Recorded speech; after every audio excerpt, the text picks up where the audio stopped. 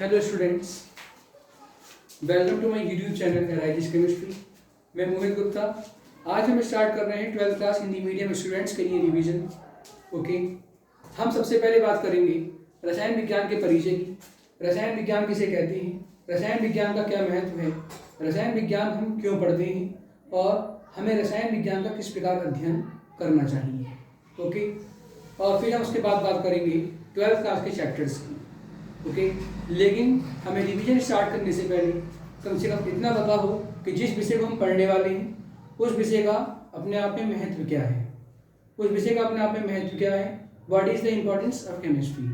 Okay, start करते हैं। रसायन विज्ञान।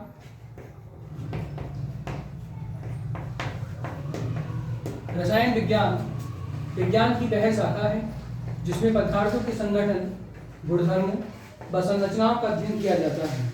ओके, रसायन विज्ञान विज्ञान की वह शाखा है हम जिसमें किस चीज का अध्ययन करते हैं, पदार्थ का। पदार्थ मतलब सब्सटेंस का। पदार्थ में तीन चीजों का अध्ययन होता है। एक होता है आपका संगठन,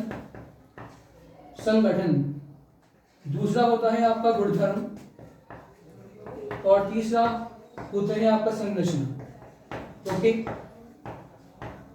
सिंपल सा समझ लें। संगठन जैसे क्या, ये चौक है, ये एक पदार्थ है।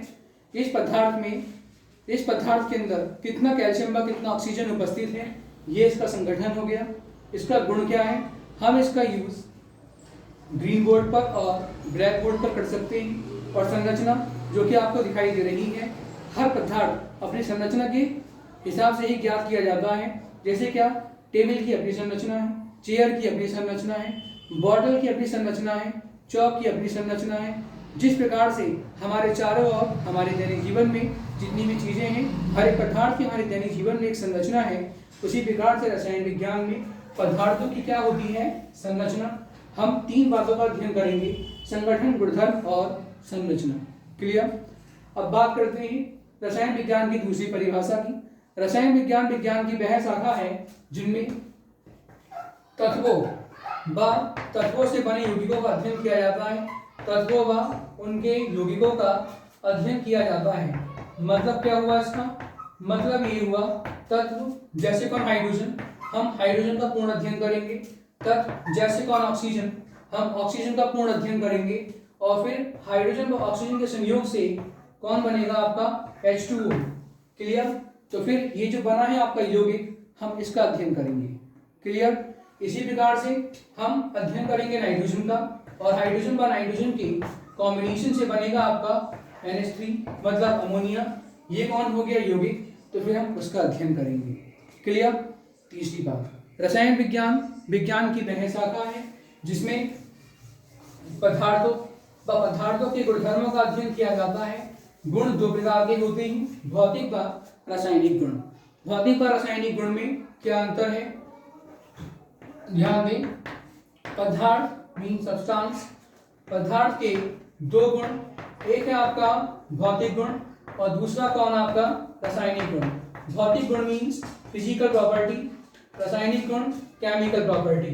भौतिक गुण, रासायनिक गुण जैसे क्या, मैं एक पदार्थ हूं, मेरा रंग कैसा है, मेरी बॉडी का वेट कितना है, ये मेरा हो गया भौतिक गुण। मेरे दोस्त कितने हैं, ये कौन हो गया मेरा रासायनिक गुण।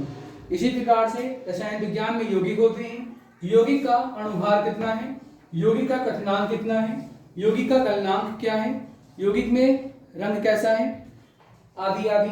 वो हो गया उसके भौतिक गुण। यौगिक किन किन तत्वों व यौगिकों से अध्ययन अपनी क्रिया कर सकता है। कोई भी जो आपका तत्व है या कोई यौगिक है जो किसी और से रिएक्शन करने की टेंडेंसी को शो कर रहा है, वो कौन है, उसका रासायनिक गुण। क्लियर। जैसे क्या, हमारे पास ऑक्सीजन है O2, ये रिएक्शन कर रहा है किससे, H2 से, तो ये बना देगा आपका H2O। क्लियर।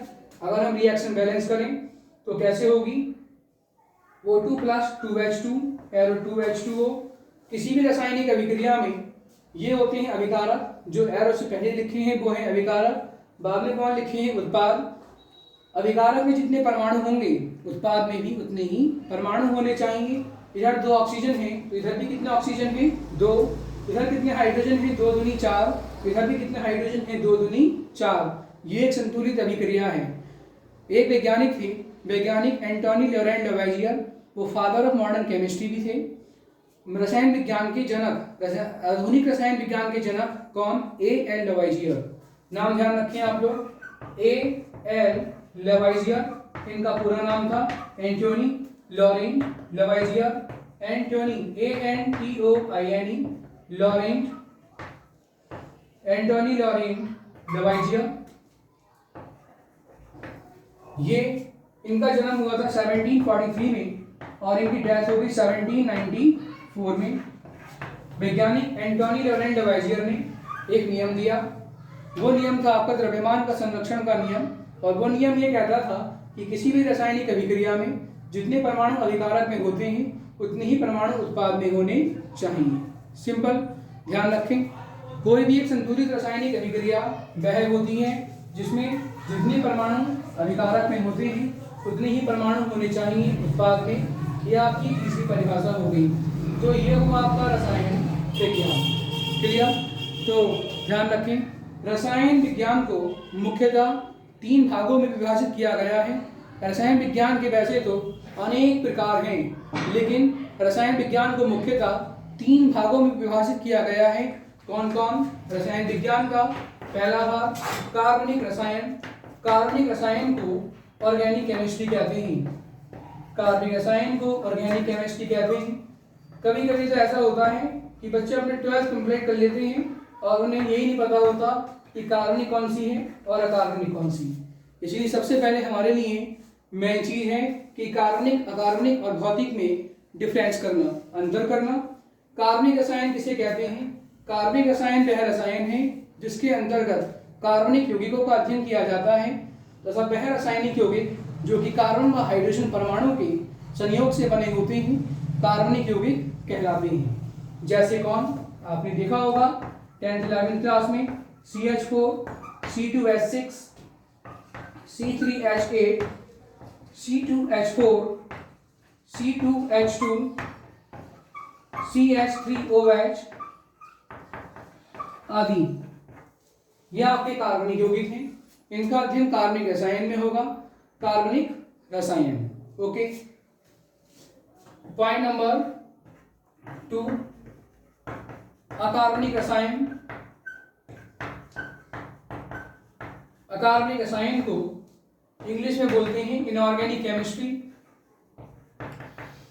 इनऑर्गेनिक केमिस्ट्री अकार्बनिक रसायन रसायन विज्ञान की वह शाखा है जिसके अंतर्गत स्रोतों व खनिजों का अध्ययन किया जाता है।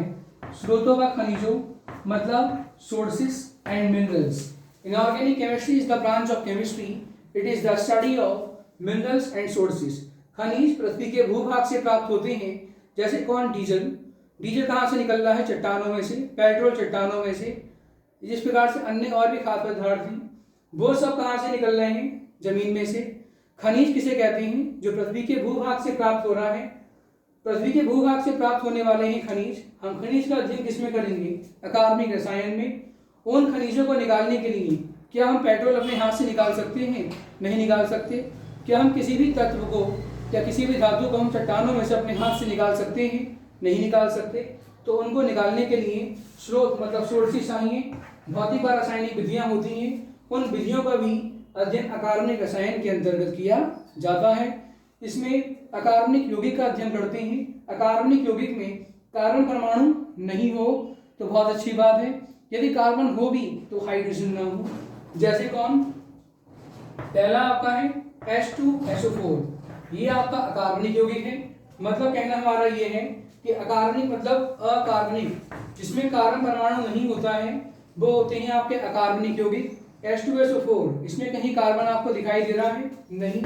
जैसे कौन? NaCl, सोडियम क्लोराइड, ये हो गया आपका अकार्बनिक यौगिक। जैसे कौन? HCl, हाइड्रोजन क्लोराइड, ये हो गया आपका अकार्बनिक यौगिक। फिर हमने क्या कहा आपसे? यदि कार्बन हो किसी यौगिक में तो साथ में हाइड्रोजन ना हो। जैसे कौन? कार्बन डाइऑक्साइड CO2 आदि, इसमें कार्बन तो है लेकिन हाइड्रोजन नहीं है। यदि किसी भी रासायनिक यौगिक में कार्बन है लेकिन हाइड्रोजन नहीं है तब उसका अध्ययन अकार्बनिक रसायन के अंतर्गत ही किया जाएगा।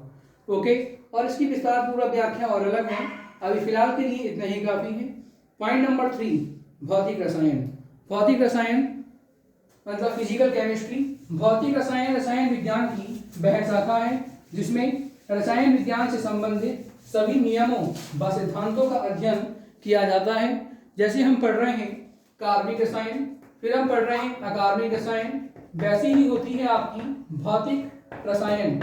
जहां आपका वर्ड आ जाए भौतिक रसायन मतलब फिजिकल केमिस्ट्री, तो आप तभी समझ जाएं कि वहां पर अब आपकी कैलकुलेशन स्टार्ट होने वाली है, अर्थात गणनाएं मतलब न्यूमेरिकल्स, आंकिक प्रश्न। भौतिक रसायन रसायन विज्ञान की वह शाखा है जिनमें रसायन विज्ञान से संबंधित सभी नियमों व सिद्धांतों का अध्ययन किया जाता है। नियम मतलब लॉज, सिद्धांत मतलब एप्लीकेशंस इन थ्योरीज। ओके, भौतिक रसायन के अंतर्गत नियमों व सिद्धांतों का अध्ययन करेंगे। जैसे क्या, हम कोई भी एक यौगिक बना रहे हैं किसी भी अभिक्रिया के अंदर, तो वो जो यौगिक है उसके अंदर कोई फिक्स आयतन होगा, उसका ताप होगा, दाब होगा, कितना आयतन कितना दाब उपयोग करना है वो हम भौतिक रसायन के अंतर्गत अध्ययन करेंगे। ओके, अब बात आती है रसायन विज्ञान के अन्य प्रकारों की। ये 3 प्रकार तो मेन है। चौथा प्रकार देखिए, चौथा प्रकार होता है आपका विश्लेषणात्मक रसायन। विश्लेषणात्मक रसायन मतलब एनालिटिकल केमिस्ट्री। विश्लेषणात्मक रसायन वर्ड बना है आपका विश्लेषण से।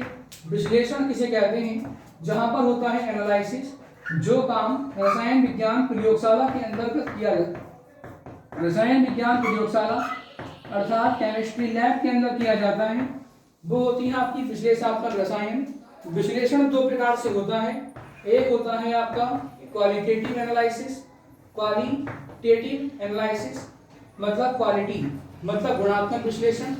दूसरा होता है आपका क्वांटिटेटिव एनालिसिस मतलब मात्रात्मक विश्लेषण, जहां पर रसायन किसी भी केमिकल की क्वालिटी चेक करते हैं उसे क्वालिटेटिव बोलते हैं, जहां क्वांटिटी अर्थात मात्रा चेक करते हैं उसे क्वांटिटेटिव बोलते हैं। ओके, ये आपका हो गया चौथा। अब ध्यान रखें, आपका 100 मार्क्स का एग्जाम है 12th क्लास के अंदर, तो उसमें 70 मार्क्स की आपकी 3 चीजें आएंगी, अकार्बनिक, कार्बनिक और भौतिक, और 30 नंबर का आपका प्रैक्टिकल होगा जो कि होगा विश्लेषणात्मक रसायन। क्लियर? ऐसे ही और भी प्रकार हैं, जैसे कि नाभिकीय रसायन, जहां पर नाभिक रसायन की न्यूक्लियर रिएक्शंस की स्टडी करते हैं। ऐसे ही नेक्स्ट है आपका कृषि रसायन, जहां पर कृषि से संबंधित खाद्य पदार्थों का अध्ययन किया जाता है। ऐसे ही आपकी मेडिकल केमिस्ट्री, जहां पर हम दवाइयों का सॉल्ट का अध्ययन करते हैं। ऐसे ही अन्य हैं। एक आपको बता दें फाइटो रसायन, एक होता है आपका phyto PHYTO phyto chemistry. Phyto chemistry में उन केमिकल्स की स्टडी की जाती है जिनका उपयोग पौधों की ग्रोथ में होता है। Phytochemistry is the branch of chemistry, it is the study of those chemicals it is used in the growth of plants. जिन केमिकल्स का उपयोग पौधों की ग्रोथ में होगा उनका अध्ययन किया जाएगा फाइटो में। ऐसे ही अन्य प्रकार हैं, लेकिन आपके काम में केवल शुरू के 3 प्रकार कार्बनिक, अकार्बनिक व भौतिक आएंगे, और ये वाला जो है आपका एनालिटिकल, ये आपका काम में आएगा रसायन विज्ञान प्रयोगशाला में। ओके, ये एक आपका संक्षेप में अध्ययन हुआ रसायन विज्ञान की परिचय का। क्लियर? अब ध्यान रखें, जो आपका 12th क्लास NCERT का सिलेबस है उसमें टोटल 16 चैप्टर हैं। उन 16 चैप्टर को 2 किताबों में विभाजित कर रखा है, NCERT फर्स्ट व NCERT सेकेंड। बहुत ध्यान से देखें, रसायन विज्ञान जो आपका 12th क्लास की किताब है NCERT की, उसमें टोटल चैप्टर नंबर 1 to 16 है। इन 1 to 16 चैप्टर्स को 2 पार्ट्स में डिवाइड कर रखा है, NCERT फर्स्ट और दूसरा है आपका NCERT सेकेंड किताब। Okay, NCERT national council of educational research and training इसकी फुल फॉर्म है। NCERT फर्स्ट के अंदर आपके टोटल चैप्टर हैं chapter number 1 to 9। NCERT second ये स्टार्ट होती है चैप्टर नंबर 10 to 16। क्लियर? अब ध्यान रखें, चैप्टर नंबर 1 to 9 को 2 भागों में विभाजित कर रखा है, चैप्टर नंबर 1 to 5 और फिर है आपका चैप्टर नंबर 6 to 9। जो चैप्टर नंबर आपका 1 to 5 है वो आपका भौतिक रसायन है अर्थात फिजिकल केमिस्ट्री, और जो आपका चैप्टर नंबर 6 to 9 है वो है आपका अकार्बनिक रसायन मतलब इनऑर्गेनिक केमिस्ट्री। फिर जो आपकी सेकंड बुक है जिसमें टोटल 7 चैप्टर्स हैं 10 to 16, वो आपकी कंप्लीटली पूर्ण रूप से कौन है, कार्बनिक रसायन। कार्बनिक रसायन मतलब ऑर्गेनिक केमिस्ट्री।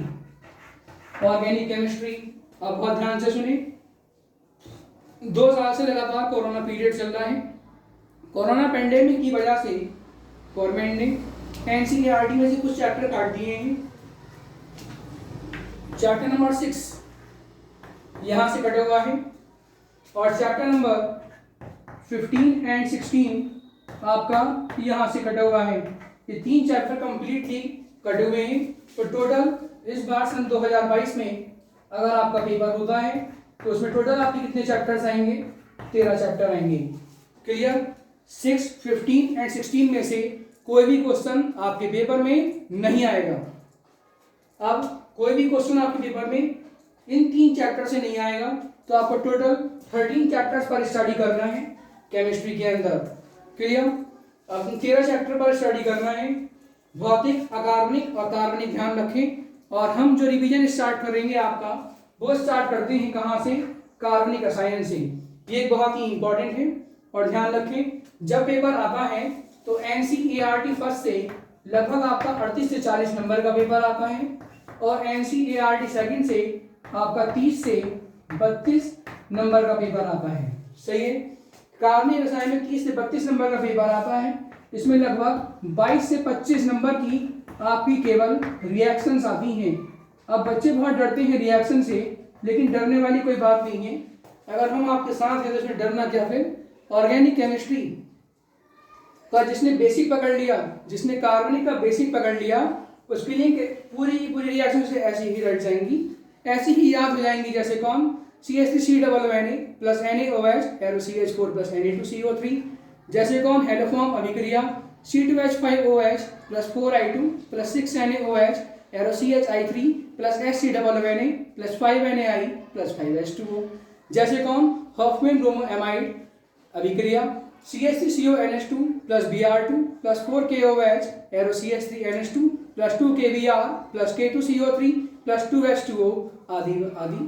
इस तरह की रिएक्शंस आपको ऐसी फिंगर्स पर याद हो जाएंगी अगर आपने ऑर्गेनिक केमिस्ट्री के अंदर सारे नामों को अच्छे से समझ लिया, उसके बेसिक को अगर एक बार आपने होल्ड कर लिया तो पूरी ऑर्गेनिक आपको कुछ ही दिनों में, कुछ ही क्लासेस में आपको समझाने में एबल रहेंगे।